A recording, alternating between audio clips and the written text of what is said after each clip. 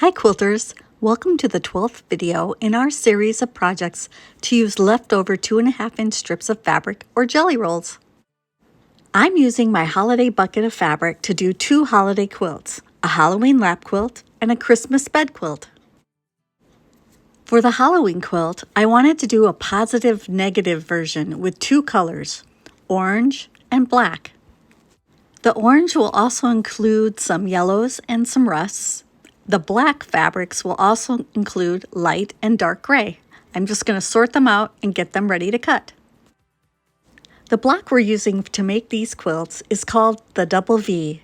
I found it on page 233 in the Encyclopedia of Piece Quilt Patterns compiled by Barbara Brackman.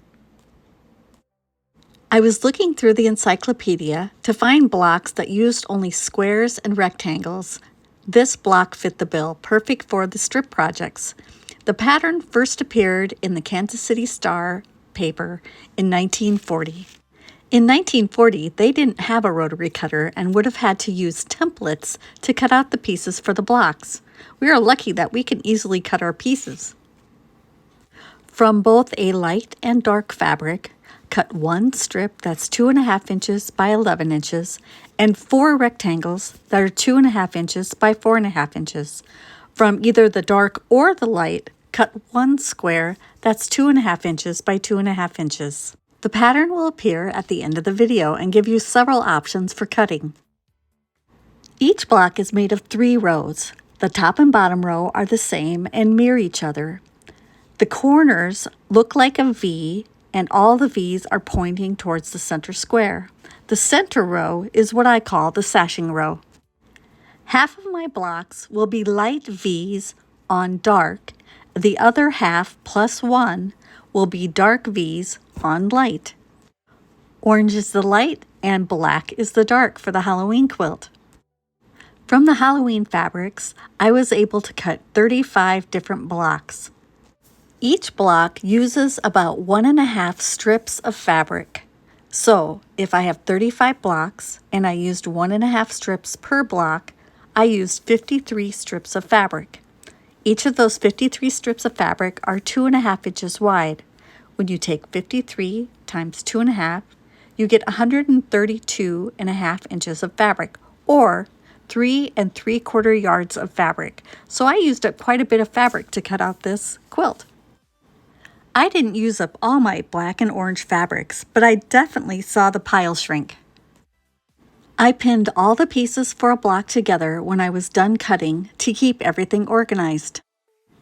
The pieces in each pile that's pinned together should include one square that's 2.5 by 2.5, either light or dark, 4 dark rectangles, 4 light rectangles that are 2.5 inches by 4.5 inches, and one strip each, light and dark, that measures 2.5 inches by 11 inches.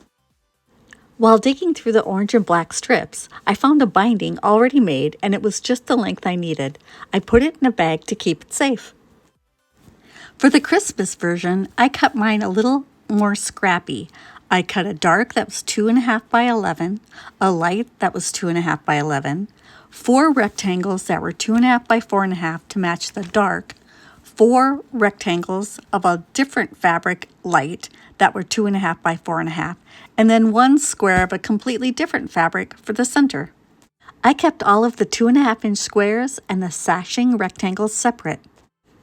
I pieced leftover reds and greens end to end to make the binding for the Christmas quilt. Once all your pieces are cut, it's time to start sewing. We're going to use 1/4-inch seam allowances throughout. With right sides together, piece the light and dark 2.5-inch by 11-inch rectangles to each other. Once you have them all sewn together, you want to cut them apart and then head over to the ironing board.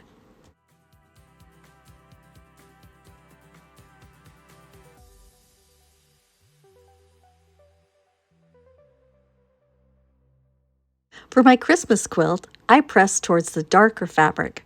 For my Halloween quilt, I always pressed towards the black or the gray fabrics.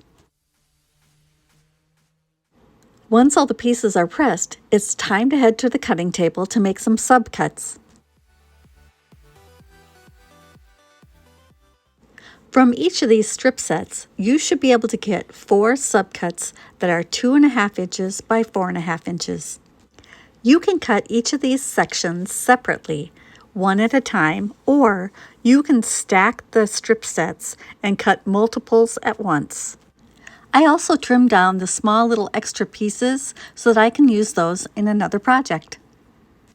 When stacking the strip sets to cut multiples, offset each strip set a little so that the seams aren't always on top of each other. I will usually cut 6 to 8 at a time using my square ruler. I want it all to fit underneath the square ruler. Layer and cut as many sections as you're comfortable with. Trim the one edge so everything is flush, and then I cut at the 10-inch mark, the 7.5-inch mark, the 5-inch mark, and lastly the 2.5-inch mark. I do lots of double checking that I'm on the correct mark before I cut when stacking strip sets. One wrong cut equals lots of mistakes when stacking, so always double check. The great thing about stacking the strip sets is it certainly saves hours of time when you're cutting. And since I'm just using strips from my scrap bucket, the speed of stacked cutting outweighs the risk of a wrong cut. Once I'm done cutting the strip sets, it's time to find the matching rectangles and set the blocks up to sew together. First, match the strip sets that you've cut to the rectangles and pin them together. I like to spread them out so I can see them all. Add a set of 4 rectangles of a different fabric to go with the first set.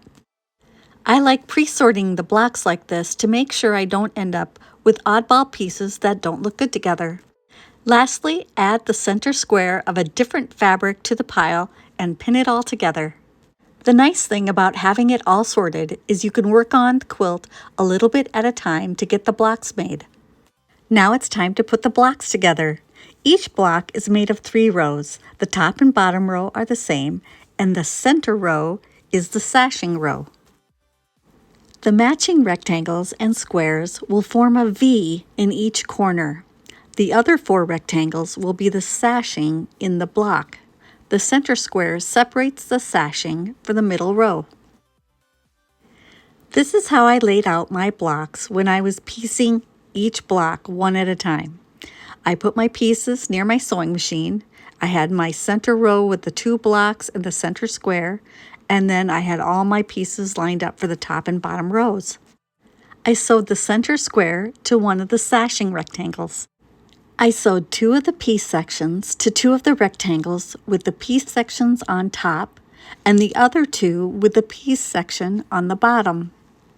Whatever fabric is making the V in your block should always be leading when you send the pieces through a machine. In this case, it's the red. I'm going to cut the first sections from the back of the machine off, so I've only got 2 sections still attached to the machine, and then I'm going to add the sashing to the 2 corner pieces.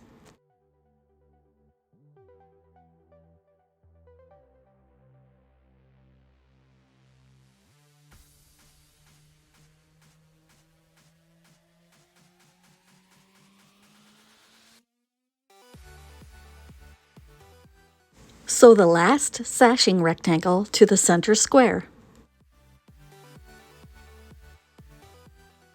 Now I'm going to cut the 2 pieces off the back side of the machine, open them up, and sew the other corner to the sashing.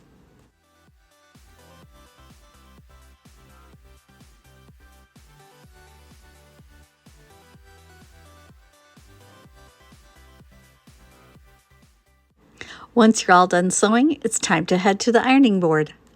You want to press all of these rows towards the sashing rectangles.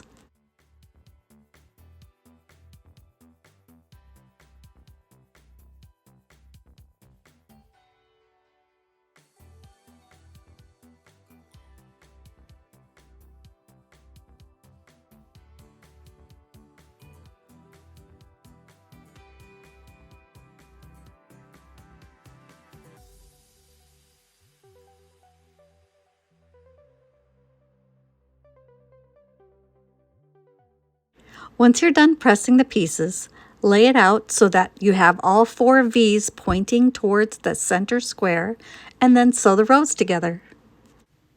Once sewn together, these blocks will measure 10.5 inches by 10.5 inches.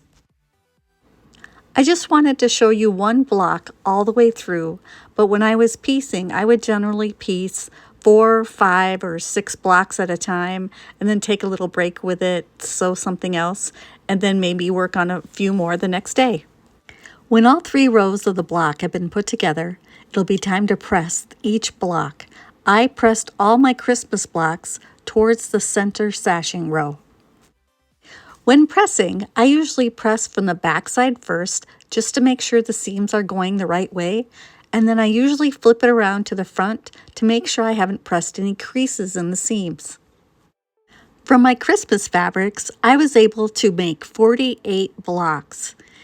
If each block is 1.5 strips of fabric times 48 blocks, that equals 72 strips that are 2.5 inches wide, which equals 180 inches of fabric, or 5 yards of fabric to make all 48 blocks. Using the equivalent of 5 yards of fabric to make these blocks was a real win for me. I felt really good about getting these blocks made. I had such a wide variety of fabrics that I don't think I made any 2 blocks that were exactly the same. I got to mix and match all the fabrics to make a huge assortment of blocks. My original intention was to make both the Halloween and Christmas quilts to be lap size, but when I got the Christmas blocks done and started laying them out like I had laid out the Halloween quilt, I didn't like the way that it looked. I decided the Christmas blocks needed something to separate them, so I decided to add a 2.5-inch sashing between the blocks. We tried out the blocks on a bunch of different fabrics to see which one we would like the best. We tried light greens, dark greens, a plaid, a light, a black, and a couple of different reds. I also knew that I wanted to add cornerstones to help make the sashing fit together a little easier. So we had to try those out with different colors and different fabrics too. Ultimately, we ended up with green sashing and white cornerstones. I'll be setting my quilt blocks 6 across and 8 down, or 8 rows of 6 blocks. I'll need 2.1/8 yards of a green fabric to cut my rectangles for the sashing.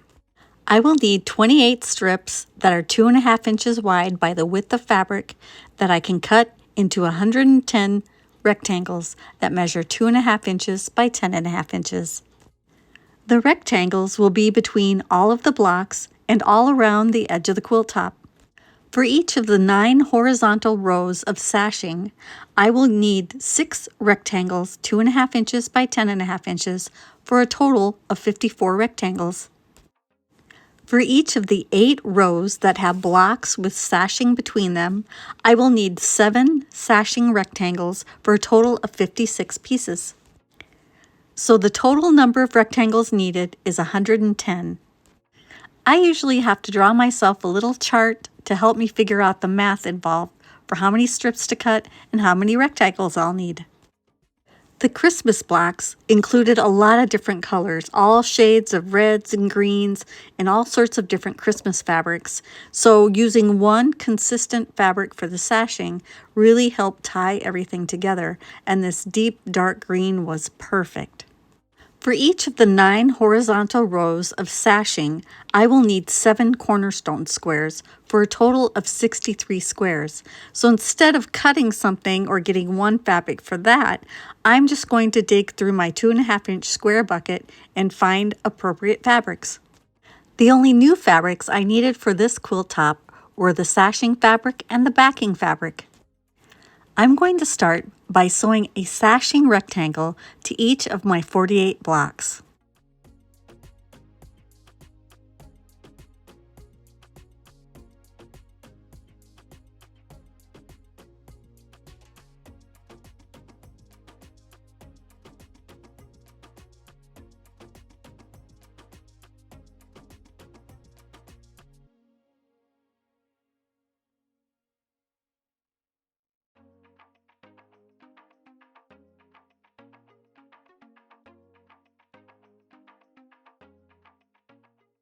I'm going to cut them apart, and then I'm going to pick 8 of these blocks and sew another sashing rectangle on the opposite side of the block.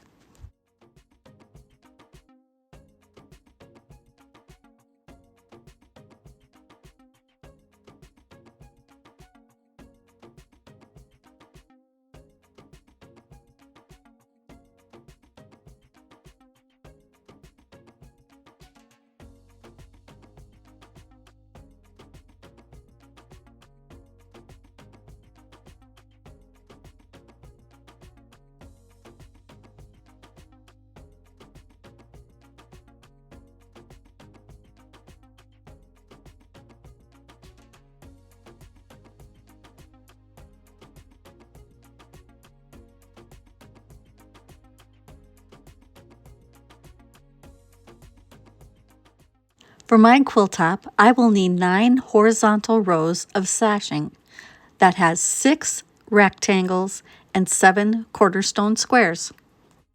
I usually make these rows one at a time so I don't accidentally sew too many rectangles together.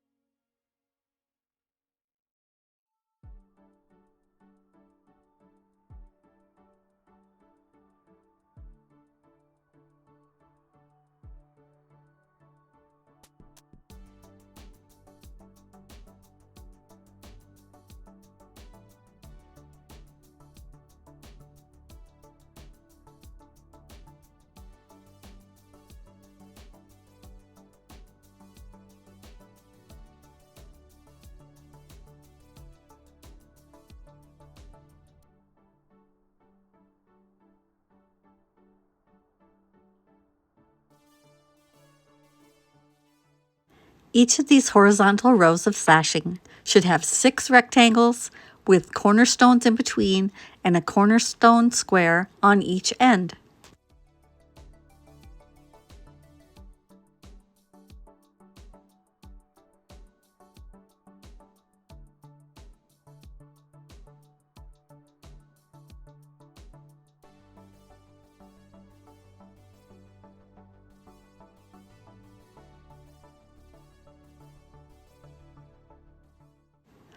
For all of these units, we are going to press towards the dark green sashing fabric.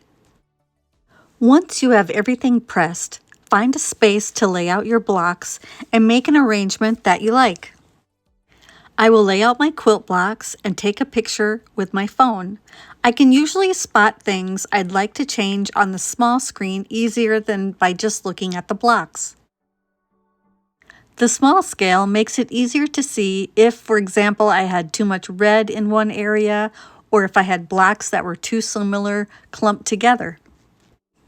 I can rearrange it and then take another picture with my phone to look at it again and see if I've made it better or worse. I can always use my picture on my phone to go back to the original arrangement if I choose. Once the layout is completely satisfactory, I sew all the rows of blocks together. I pressed each row as I sewed it together so I didn't have to do a lot of pressing at the end. To keep everything organized, I also used a clip with a number on it to keep track of the rows. It was so fun to see it come together. I love the green sashing, and I like how the cornerstones almost give the look of a 9 patch in the corners of each of the blocks. In the end, I thought the edges looked naked, so of course I had to add a border. I added a 5-inch finished border, so cut at 5.5 inch all the way around the quilt. I needed 1 5/8 yards for the border fabric. In the end, the quilt turned out to be 85 inches by 108 inches. It's just massive and I love it. I've been wanting a bed-sized Christmas quilt for a long time and now I finally have one. I used a 108-inch red fabric for the backing, and I already had the scrappy binding, which worked perfectly with the border fabric. I just did a medium stipple pattern in a variegated green thread for the quilting. The blocks for the Halloween quilt were made the very same way that the Christmas quilt blocks were made. I sewed the strip sets together, cut them apart, and got everything pinned together, and I stored them in a basket so that I could keep working on these blocks a little at a time. I learned the pin the pieces together method the hard way. One time, I dropped a basket of sorted and stacked blocks all over the floor, pieces scattered everywhere. It took a long time to figure out how to put everything back together again. And since that lesson, I have always pinned my stacks together so that even if I drop the whole basket, the pieces will stay together and I know my next step. Sometimes it's just the little things that help make quilting go a lot faster. The Halloween quilt finishes with 35 blocks, 5 across and 7 down. It's just a lap-size quilt that's approximately 50 inches by 70 inches. You can make any size quilt you want with this pattern. Each block finishes 10 inches, so just figure out what size you want to make and do the math to figure out how many blocks to make. So if you want it to be 60 by 80, you go 6 by 8, which would be 48 blocks. Because I didn't use any strictly Halloween fabrics in this quilt tends to be more of a fall quilt than a Halloween quilt, so I'll be able to use it for quite a bit of time in the fall season. For the quilting design, I just did a small loop pattern using a thread that was a really soft orange color. For the backing, I just used a black fabric that had little tiny pumpkins all over it. Now it's time for a quick strip bucket update. I only had a few strips I had to add to the bucket this month, so I did pretty good that way. I did pretty good on using my holiday bucket up. The bucket is in the upper left corner there, and when I got done making these 2 quilts, I'd taken a lot of strips out of there. And since this is our 12th video, so we've made a lot of quilts, we're almost down to 1 bucket. But I can always cut more 2.5-inch strips. We've got plans for many more videos, so keep watching. We've put together an idea page for cutting the blocks as a supplement to this video. You can push pause to take notes, or screenshot it and print at home, or you could find the idea page in the files section of our Facebook group called The Quilted Forest Friends. We hope you'll remember to hit the like button, leave us a comment, share with your quilting friends, and subscribe. We hope to see you in our Facebook group. Thanks for watching and happy quilting!